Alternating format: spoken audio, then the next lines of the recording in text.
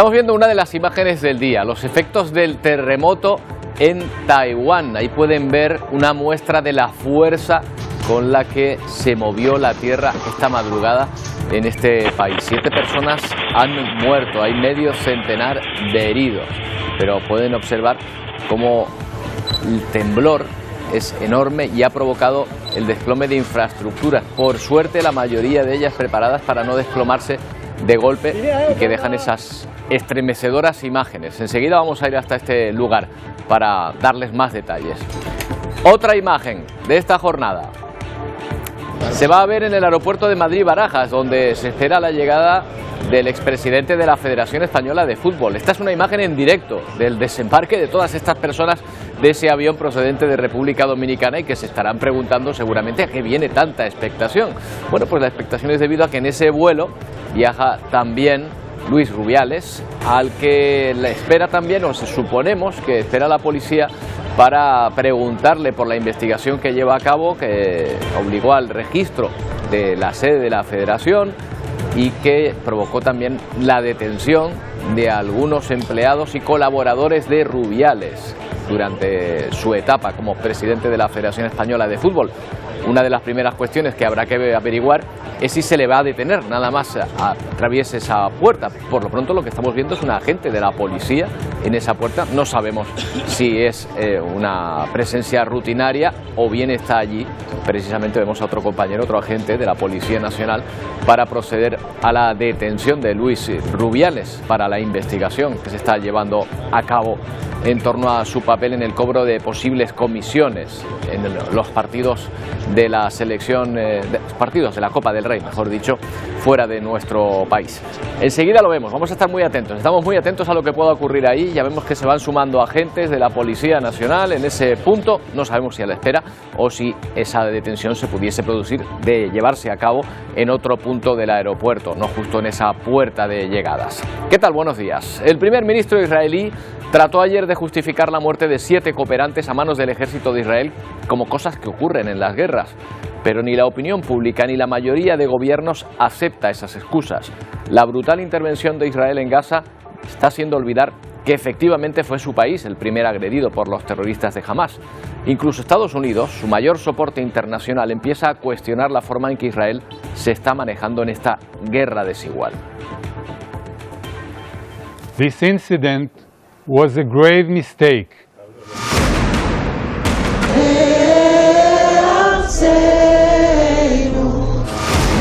El cocinero español José Andrés, fundador de la ONG World Central Kitchen, a la que pertenecían los trabajadores muertos, ha pedido públicamente al gobierno israelí que ponga fin a esta matanza indiscriminada y que deje de restringir la ayuda humanitaria que entra a Gaza. El ejército israelí mostró su pesar, anuncia que investigará lo ocurrido, como ya ha hecho en otras ocasiones, por cierto, pero la ola de indignación despertada por la muerte de estos trabajadores humanitarios podría convertirse en un punto de inflexión en los apoyos diplomáticos que le quedan a Israel en esta ofensiva que no distingue a terroristas de civiles. La justificación del primer ministro Netanyahu, asegurando que son cosas que pasan en la guerra, ha generado más rechazo aún a nivel internacional. El ejército vuelve a insistir en que todo fue un error, pese a que los cooperantes habían coordinado sus movimientos con la cúpula militar israelí.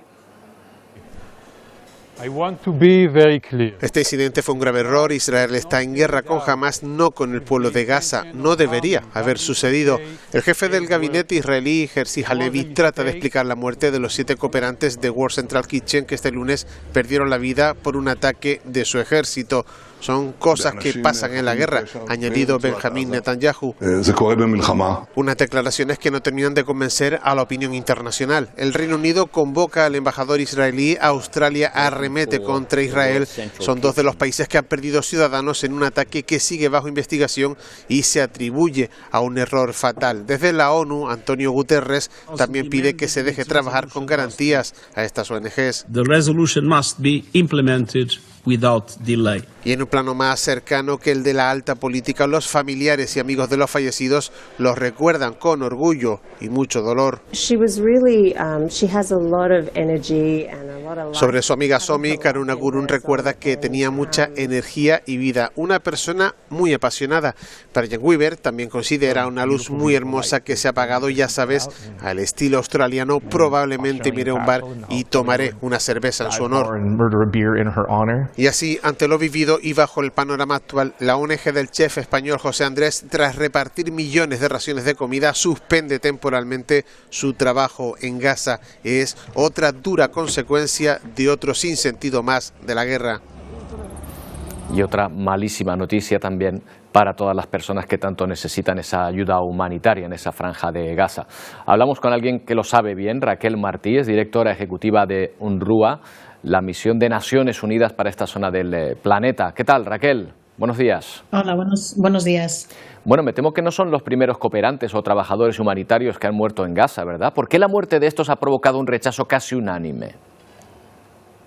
Bueno, en primer lugar, creo que se tratan de trabajadores internacionales y esto es lo que lamentablemente crea una diferencia, puesto que, como usted dice, en total son 196 trabajadores humanitarios asesinados y de estos 196 se incluyen estos 7 de World Central Kitchen, con lo cual el resto son locales. Por otro lado, hay que tener en cuenta que es una organización, World Central Kitchen, muy mediática. De hecho, el presidente es el chef José Andrés, que es además una persona que está muy cercana a John Biden, es asesor en nutrición del gobierno de Estados Unidos, con lo cual pues evidentemente tiene una relación estrecha con el gobierno de Estados Unidos, pero por otra parte también tengo que decir que al fin y al cabo eran voluntarios internacionales y esto también hace que haya esta especial consideración. El problema y lo lamentable, además de la pérdida de estas vidas, es que no solamente han cancelado las operaciones en Gaza, World Central Kitchen, también el barco de Open Arms se ha dado la vuelta. Y esta mañana anunciaba otra ONG, Enara, que también dejaba de operar en Gaza debido al alto riesgo que supone seguir trabajando en un contexto donde no se respeta la vida ni de los trabajadores humanitarios, ni de la población civil, ni de los periodistas, ni del personal sanitario. Nadie está a salvo en Gaza y el riesgo de trabajar en Gaza es evidentemente muy alto. ¿Cuántos trabajadores de UNRWA han muerto desde que se inició la guerra con Hamas allí, Raquel? 176. 176 de UNRWA solo. Solo de UNRWA, sí. Somos la mayor operación de Naciones Unidas, por tanto tenemos el mayor número de trabajadores y por ello el número de asesinados es tan alto. 176 de UNRWA, 7 de World Central Kitchen y el resto son de otras agencias de Naciones Unidas y de otras organizaciones internacionales. Claro, luego está la respuesta del primer ministro, que se muestra displicente, dice que son cosas de la guerra, pero estas personas no están ni combatiendo ni haciendo turismo, están desarrollando una labor humanitaria. Me pregunto si se coordinan estas labores desde UNRWA, desde otras ONGs, con el ejército israelí. Ningún movimiento en la Franja de Gaza puede realizarse sin autorización israelí, pues corres el riesgo, evidentemente, de que seas atacado. Y aún así se producen estas situaciones. No solamente se atacó a World Central Kitchen hace un par de días, sino que, por ejemplo, en el caso de UNRWA, nuestros convoys han sido atacados en 3 ocasiones. Todos estos convoys, los nuestros y los de World Central Kitchen y de otras organizaciones, están perfectamente identificados. Tienen, en el caso de Naciones Unidas, las siglas en el techo del automóvil, en el capó, en los laterales. También Central Kitchen llevaba el logo en el techo del automóvil. Están perfectamente identificados, no se pueden confundir con ningún otro tipo de vehículo. Por otro lado, tanto World Central Kitchen como todos los movimientos de Naciones Unidas, de la Media Luna Roja Palestina y otros organismos están coordinados y tienen que ser autorizados por Israel. De hecho, World Central Kitchen tenía la autorización israelí para poder desplazarse el otro día cuando fue atacado por la Franja de Gaza. También hay que decir que eran 3 coches y que hubo 3 misiles. En primer lugar se atacó un coche, cuando se rescató a las personas de ese coche y se las transfirió al segundo coche de World Central Kitchen, el segundo coche fue atacado. Se repitió la operación y a un tercer coche, y el tercer coche también fue atacado.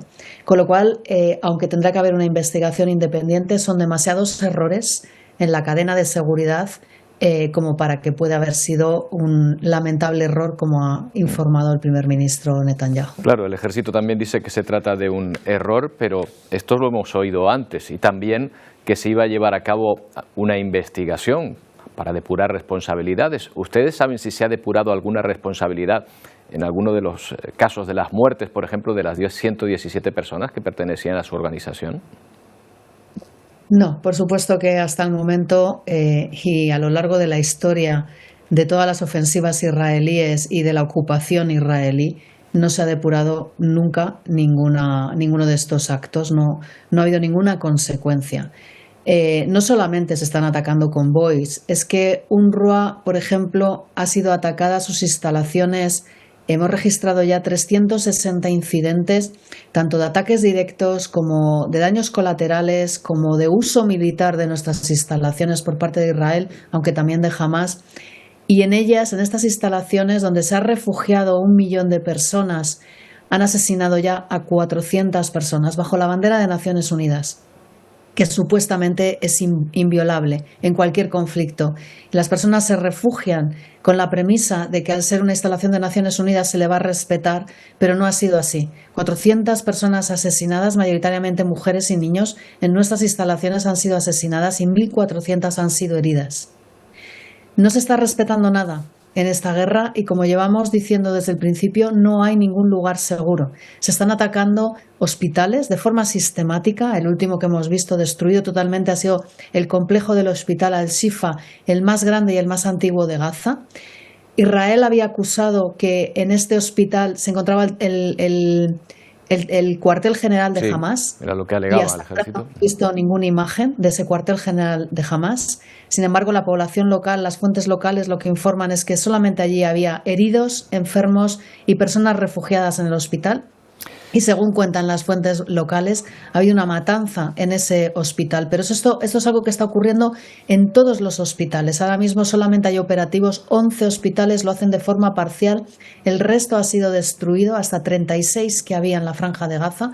En nuestro caso, por ejemplo, teníamos 22 clínicas de salud y quedan 8 operativas. Se está destruyendo todo el sistema educativo, universidades, colegios, con lo cual se está poniendo en juego el futuro de los niños y las niñas de Gaza. Se está destruyendo toda la infraestructura. Ahora mismo hay destruidas más de 70.000 casas, lo cual quiere decir que habrá miles de personas que no puedan regresar a sus hogares cuando haya un alto el fuego.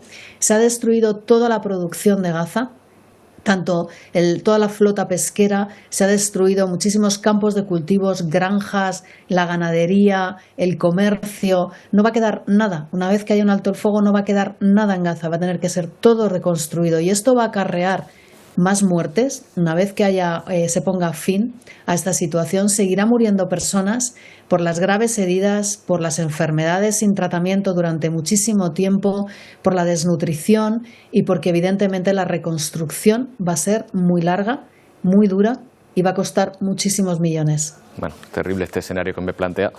Incluso cuando se llegase a ese alto el fuego, que todos estamos deseando. Solo me queda una pregunta, Raquel, y no me queda mucho tiempo, pero ¿cree que la muerte de estos cooperantes supondrá un punto de inflexión? ¿Que la presión internacional va a cambiar a partir de ahora sobre el gobierno de Netanyahu? Eso es lo que deseamos todos, que de una vez por todas la presión internacional haga poner fin a esta matanza generalizada en Gaza, pero lamentablemente no creo que vaya a ser así, puesto que de momento Israel ha aprobado una ley para no financiar a UNRWA hasta el año 2025, mayo de 2025, y por otro lado se sigue vendiendo y se sigue dando armamento a Israel. Recientemente se ha aprobado un nuevo envío de armamento a Israel por parte de Estados Unidos. Ojalá que esto sirva para cambiar las cosas, pero creo que no va a ser así. Gracias, Raquel, por describirnos esta situación de forma tan cruda pero tan certera. Gracias, buenos días. A ustedes, buenos días.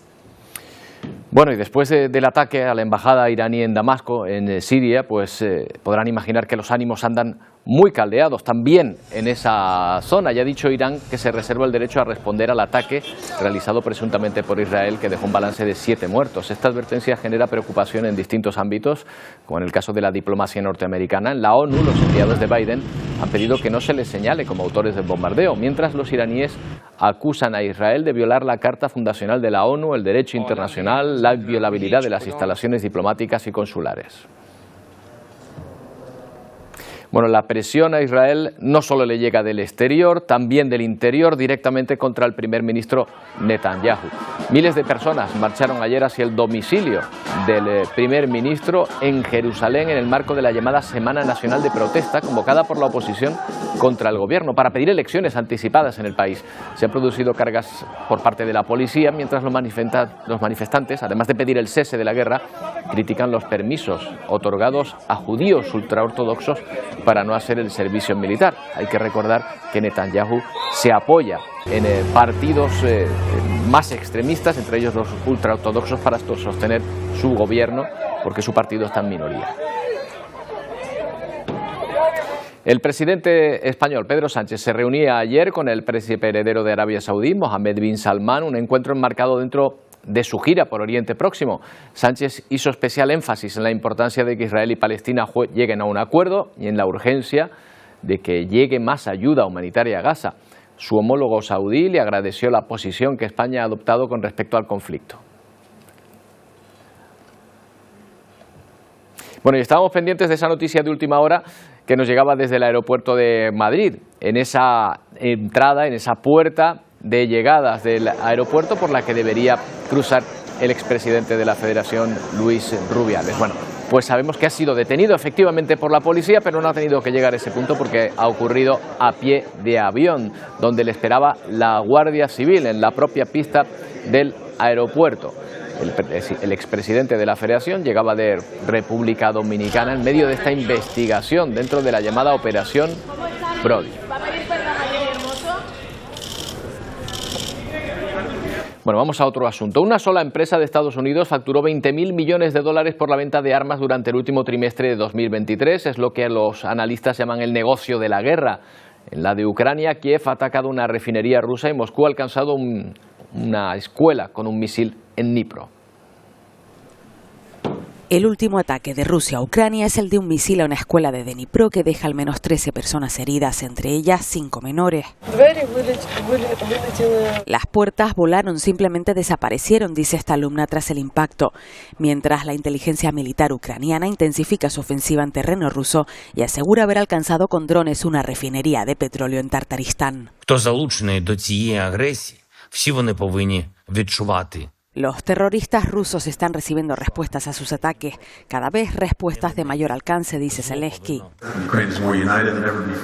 Ucrania está más unida que nunca, Europa ha dejado de depender de la energía rusa y nuestra alianza de la OTAN está más fuerte, dice Antony Blinken tras visitar un hangar francés donde se almacena el equipamiento militar que París envía a Ucrania. El apoyo militar a Ucrania es un gran negocio, especialmente para la industria militar de Estados Unidos, dice este miembro del Congreso alemán, que reconoce que su país ha ido incrementando el envío de armamento pesado a Ucrania. Una sola empresa estadounidense alcanzó en el último trimestre de 2023 los 20.000 millones de dólares por la venta de armas. Bueno, el ministro de Fomento, Óscar Puente, ha publicado una lista de descalificaciones que ordenó recopilar a su equipo en el ministerio. El mismo día, en el Senado, el también ministro Luis Escrivá se quejaba de que un senador de la oposición usaba su teléfono mientras él hablaba y esto le llevaba a abandonar la sesión de control porque a su juicio las interrupciones de la oposición, que es mayoría en esa Cámara, le impedían continuar. A menos de 1 metro de mío está hablando por teléfono y no me deja hablar. No me deja ni oír. Esta senadora me acaba de decir que estoy dando un numerito. Si es usted tan amable, señor ministro, está en el uso de la palabra siempre y cuando que usted lo considere oportuno. No. Muchas gracias, señor ministro. Bueno, obviamente el ministro se ofendió hasta el punto de que en medio de ese barullo entre los senadores allí presentes renunció. a su derecho a réplica y no intervino, no continuó interviniendo ahí en el Senado pese a los ruegos del presidente. El presidente de la Cámara, queremos decir. Bueno, Portugal tiene nuevo gobierno tras haber ganado las elecciones de marzo. El gobierno minoritario de centro-derecha del primer ministro Luís Montenegro prestó juramento ayer, con solo 80 escaños de los 230 que necesitaba.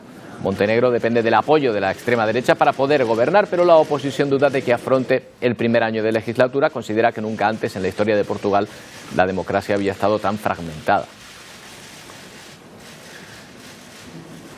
El agua caída durante esta Semana Santa ha supuesto una bendición para el campo y para las reservas embalsadas, pero ¿será suficiente para aguantar un verano que se espera muy seco? ¿Podemos decir que se ha terminado la sequía o ya hay que prepararse para la siguiente? En un momento vemos que esta vez sí ha llovido a gusto de todos.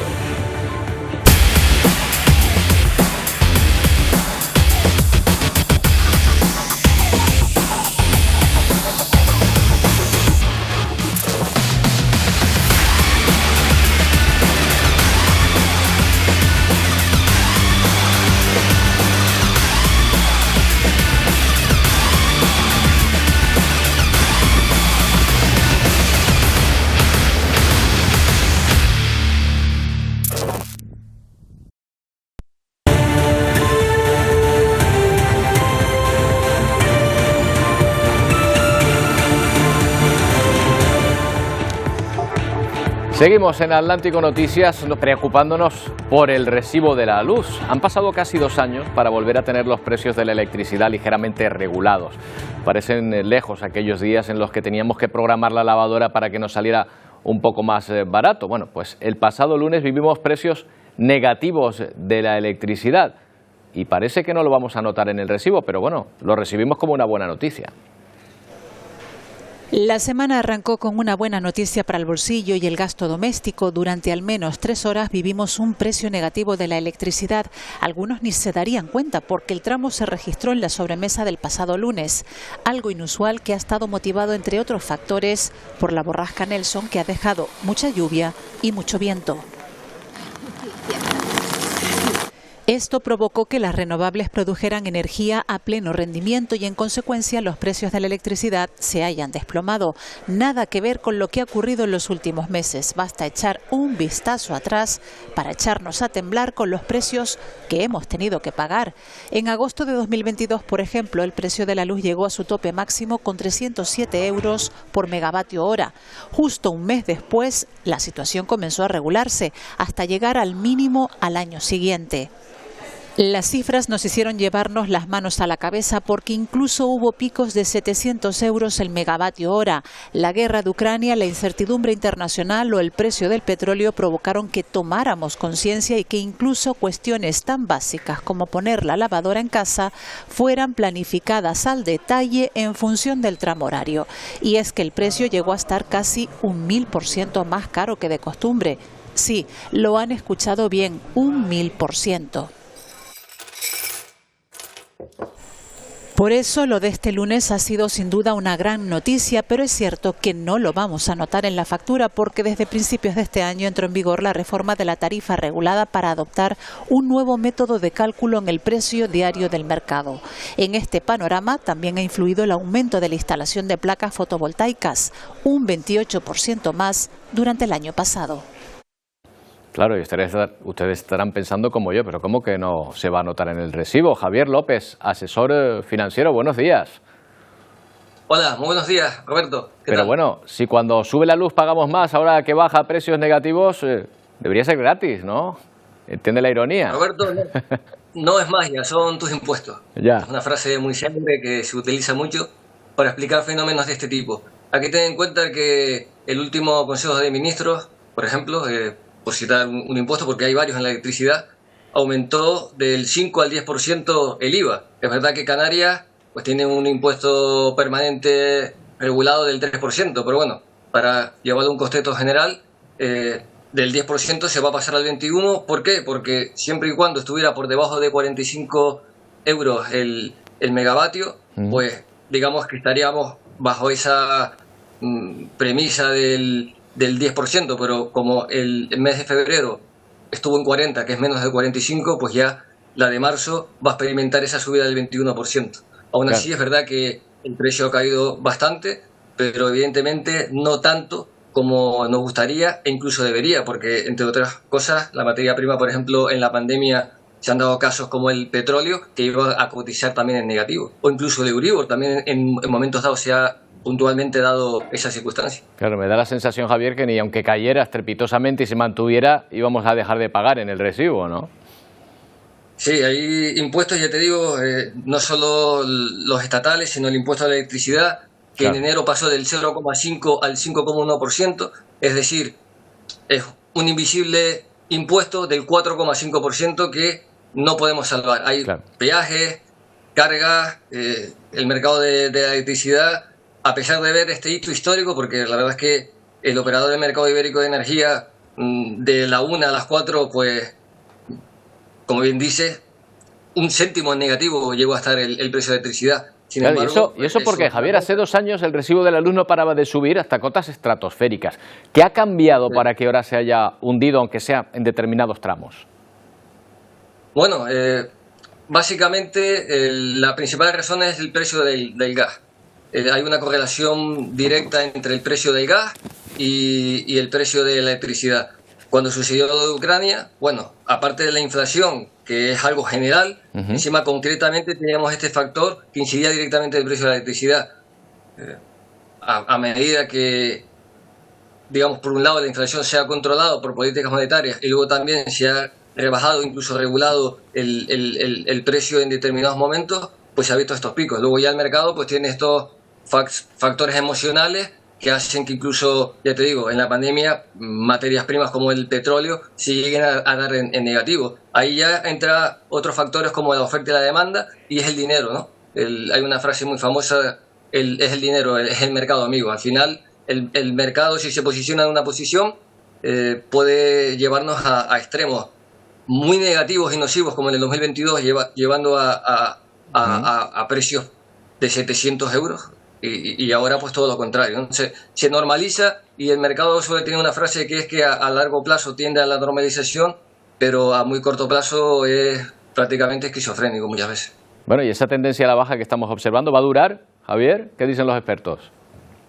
Bueno, en teoría se está normalizando ya unos precios de 0,10 euros el megavatio, y en teoría va a seguir así durante un tiempo, salvo que suceda algo en el precio del gas natural, que por otra parte está también en zona de mínimos históricos. Estará muy ligado a la evolución del precio del gas, pero en teoría, para mí la reflexión más importante no es si subirá vía por cuestiones exógenas, sino por los impuestos o cargas y peajes adicionales que nos van poniendo, ¿no? Deberíamos reflexionar porque, por ejemplo, se ha rebajado el IVA en la compraventa de cuadros y bienes de lujo, y al mismo tiempo se ha subido al 21% el IVA en algo que nos afecta a todos, ¿no? Quizás hay que poner el foco más en qué impuestos afectan a más personas que a menos, ¿no? Claro, lo que está claro, Javier, es que para subir, vamos, hay una velocidad y una reacción tremenda. Cuando se trata de bajar, y lo vemos también en otros ejemplos, no solo en la electricidad, parece que cuesta más. Gracias, Javier, por habernos atendido. A ti, gracias, Roberto. Un saludo. Saben que Taiwán, se lo mostrábamos antes, ha vivido el peor temblor que ha sufrido en los últimos 25 años, que ha provocado por el momento 9 muertos y más de 700 heridos. Una muestra de la potencia del primer temblor, al que han sucedido varias réplicas, es como lo han vivido en este estudio de televisión que emitía su programa en directo. Ahí ven a la presentadora justo en el momento en que comienzan a sentir el seísmo que zarandeaba el plató y los focos. La presentadora, lo van a ver, hace un ejercicio de profesionalidad impecable, bueno, no solo ella, sino todo el equipo que se mantiene en el lugar en el momento que empieza a sonar la alarma, como pueden observar, que ordena la evacuación. Ahí está la televisión sobre la impresión, sobre la imagen que están dando, con esa alarma de evacuación, y si pueden observar de fondo, se observa perfectamente también cómo está temblando el plató de la presentadora, que continúa en su puesto.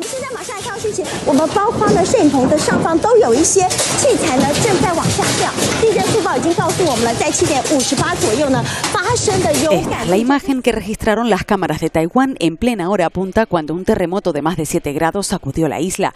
Su epicentro se situó a más de 15 kilómetros de profundidad. Con medio centenar de réplicas, es el peor de los últimos 25 años. Todos los edificios se cayeron, dice esta mujer, y es que así quedaron centenares de infraestructuras completamente colapsadas, lo que dificulta las tareas de rescate.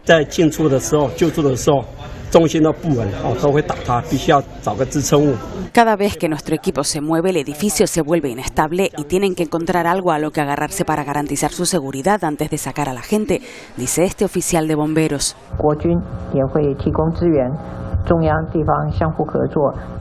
El Ejército Nacional también brindará apoyo. Los gobiernos central y local cooperarán para minimizar el impacto del desastre, dice la presidenta de Taiwán.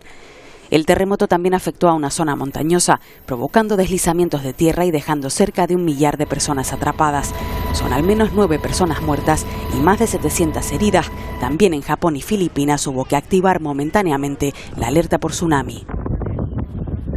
Sara Sofía Helminem es estudiante canaria que vive en Taiwán, con la que contactamos ahora. ¿Qué tal, Sara? Buenos días.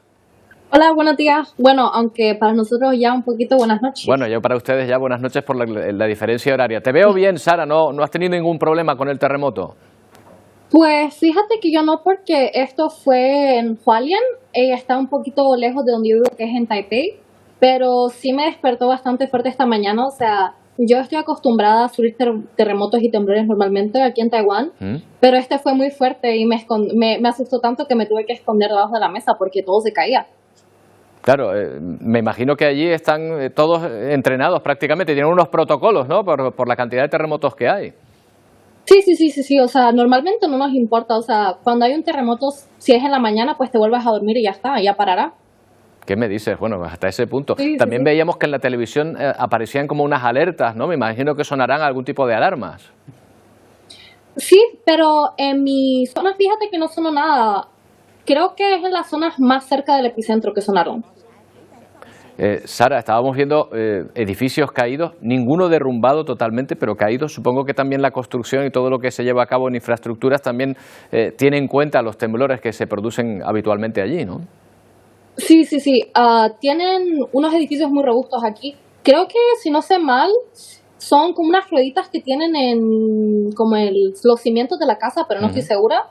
Pero la verdad, bastante fuerte. Con lo fuerte que fue el terremoto, yo pensaba que se iba a caer la casa, la verdad. Claro, en la zona donde se ha producido el terremoto, me imagino que ahora todos los medios de comunicación estarán centrados en lo que está pasando, allí. ¿Hay muchas personas desplazadas que han tenido que salir de su casa? Pues, como te decía, en mi ciudad por lo menos no, por suerte. O sea, sí ha habido daños en bastantes edificios, pero no en tal punto que se derrumben. Y sí he escuchado por mis amigos y tal que viven por allí que sí ha habido bastante desplazos. O sea, claro, las casas se caen, se arruinan y pues no es seguro mantenerse en el edificio. Claro. Sara, ¿llevas mucho tiempo viviendo en Taiwán?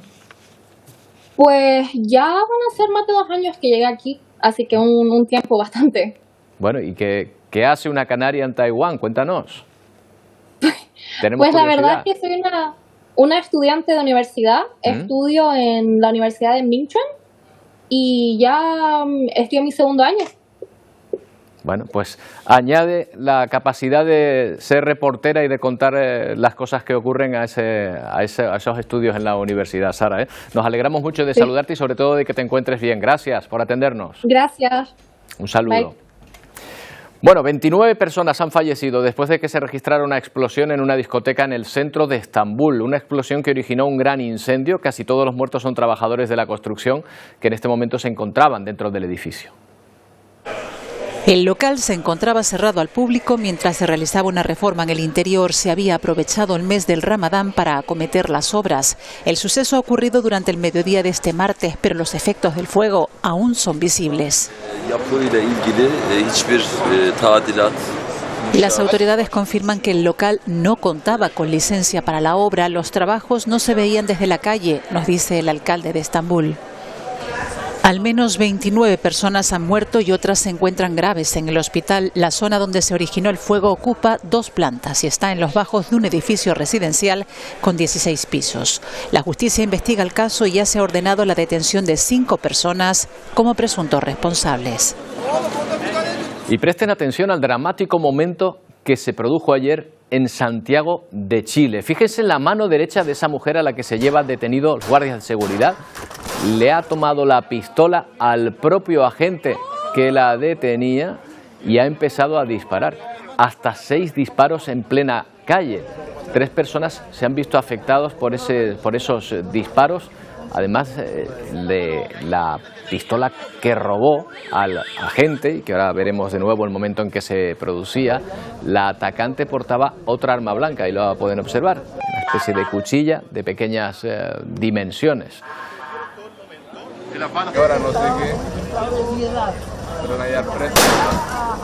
Bueno, ahí veían de nuevo ese momento que les queríamos mostrar. Lo hemos quitado demasiado pronto. En Estados Unidos andan como locos con la Powerball. Es una lotería estatal que ahora mismo tiene un acumulado de casi 1.000 millones de dólares. En euros, para que se hagan una idea, son 905 millones. Quedaría para tapar algún que otro agujero, la verdad. No es fácil dar con la combinación ganadora, se lo imaginarán. Van a ver cuántas posibilidades les quedan. Se llama Powerball y tiene al país en vilo. Una lotería con un premio de tamaño elefantiásico y que no encuentra quien la gane. El bote, el cuarto mayor de su historia, ronda los 975 millones de dólares, que es casi lo mismo que el presupuesto del Cabildo de Tenerife o el de Gran Canaria para todo un año.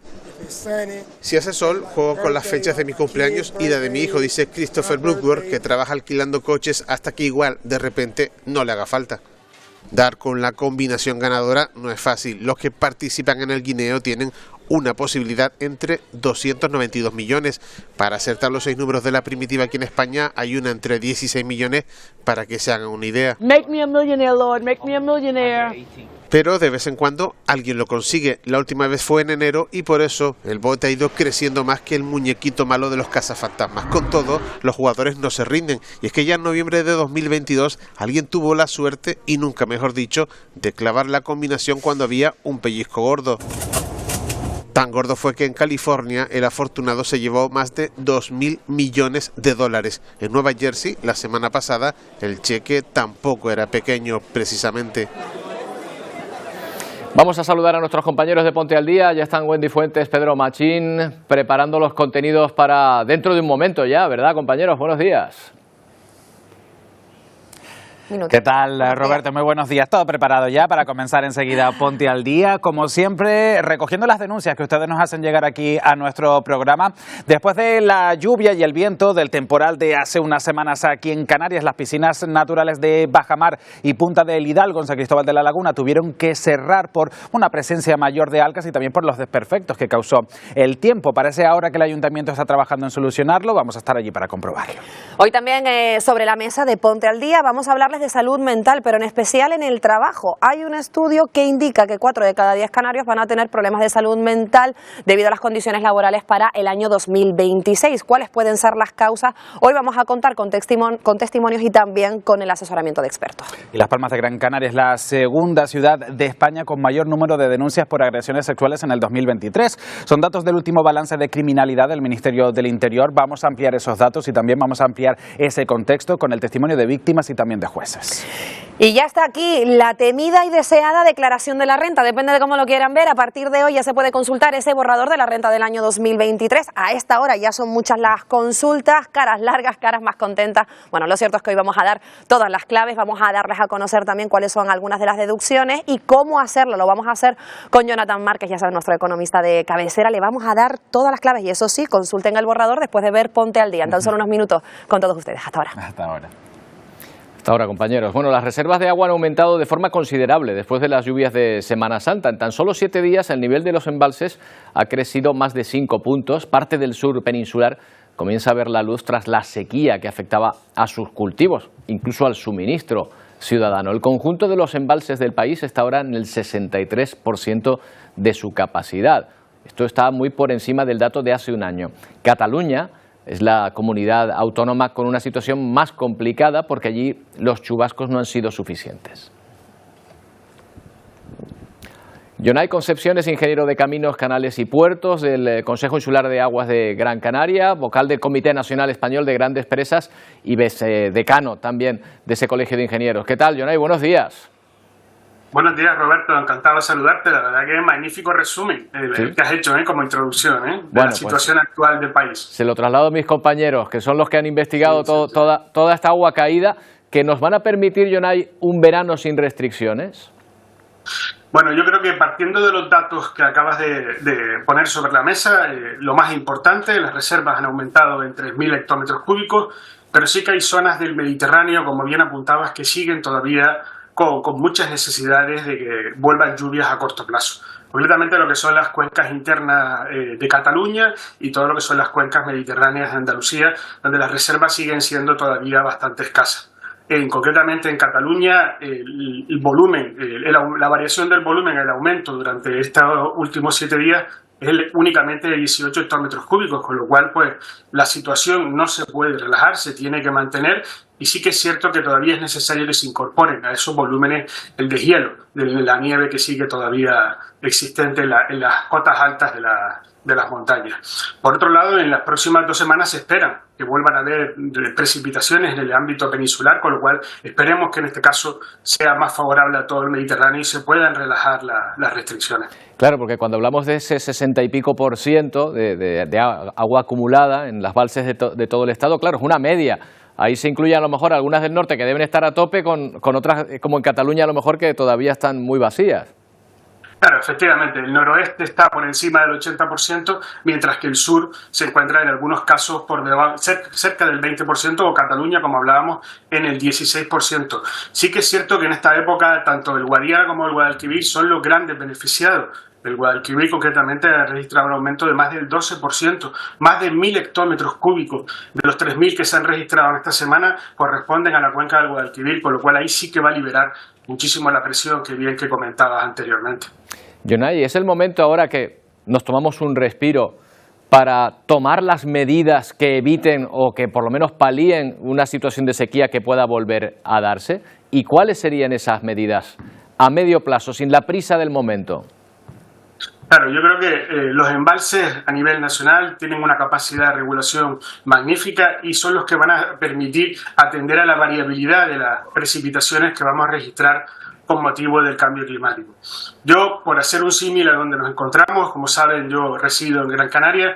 Canarias ya desde hace muchos años vio ese problema y hemos apostado por la desalación como pilar dentro de los recursos para atender a nuestras demandas, que es la necesidad que se está viendo a lo largo de toda la costa mediterránea. Yo creo que es el momento de empezar a planificar todas esas infraestructuras para que ante una eventual situación como la que nos hemos encontrado a lo largo de este año pasado, pues podamos atender a esa variabilidad de las precipitaciones a la que nos enfrentaremos a futuro, sin lugar a dudas.